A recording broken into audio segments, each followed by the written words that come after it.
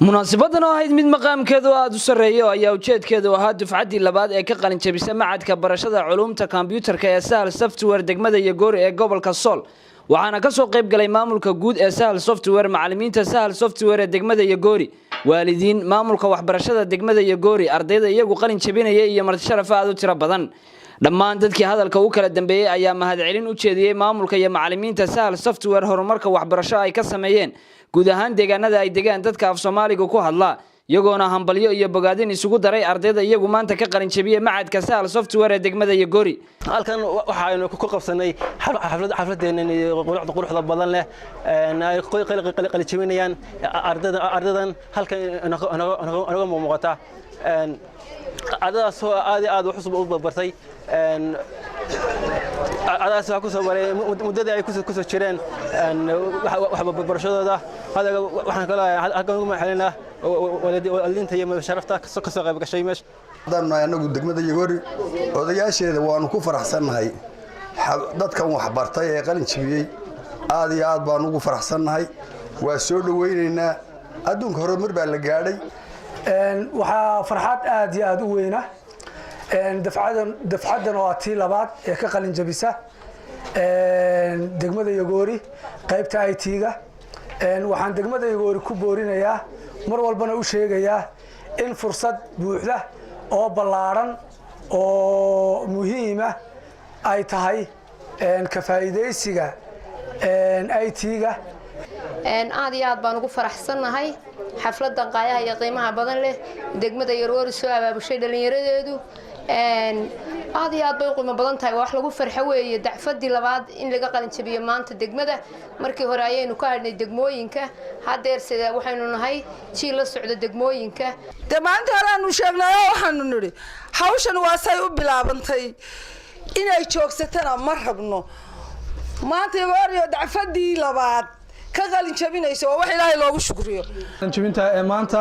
college-ka Sahal Software waxaan u maleynayaa waa dufcadii labaad ee maanta ka qalin jabinaysa degmada Yagoori waxaan aad iyo aad ugu mahadcelinaynaa Sahal Software oo waxbarasho tayeysan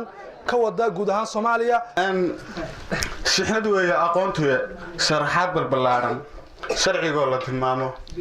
Sahal Software u kaalay diblooma ma macallin jira dugsiga kala dhigi karo dawladda anfici kare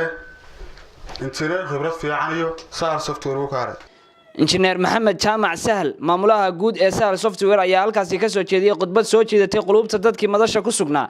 isagoona ku dheeraaday ujeedooyinka loo aasaasay macaahidda Sahal Software hambalyana u soo jeediyay ardayda iyagu maanta qalin jabiyay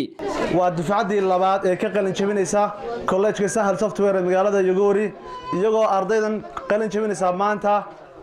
ay barteen laba group ay isugu jiraan koox bartay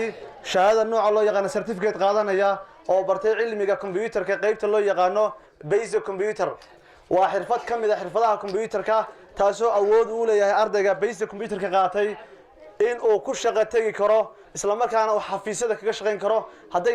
tahay dhinaca qoraalka kombiyuutarka wax ku qorto haday tahay dhinaca xisaabaadka haday tahay dhinaca waxyaabaha farshaxanka qurxinta barnaamijyada basic-ga ayuu ardaygaasi bartay waxaan rabaa ardaydan qalin jabinaysa inaan ku booriyo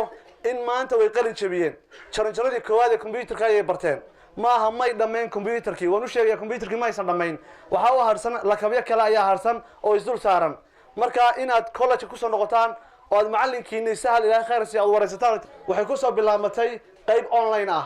markii ugu horeysay in ardayda aan isku dayno inaan qaab online wax ku barno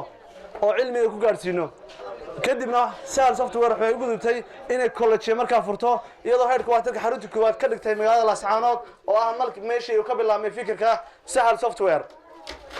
college-kii Sahal Software Laascaanood laga furay markuu muddo shaqeynayay kadibna waxaan isku daynay in ummadda kala gaarsiino cilmiga annagoo Sahal Software gaarsiinay ilaa Kismaayo ilaa iyo Boorama ilaa Boosaaso intaba Sahal Software ay xarumo ku leedahay Sahal Software ayaa iyadu ka kooban jaamacad iyo macaahid waxbarasho isla mar ahaantaasna xarumo ku leh inta badan gobolada iyo degmooyinka ay degaan dadka af Soomaaliga ku hadla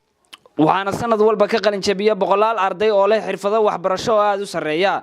gabagabadiina waxaa halkaasi abaalmarino iyo shahaadooyin lagu guddoonsiiyay maamulka Sahal Software iyo ardayda iyagu maanta ka qalin jabinaya macadka Sahal Software ee degmada Yagoori oo ka koobnaa 13 hablood iyo 2 wiil Samiir Saciid Bila Bulsha TV Laascaanood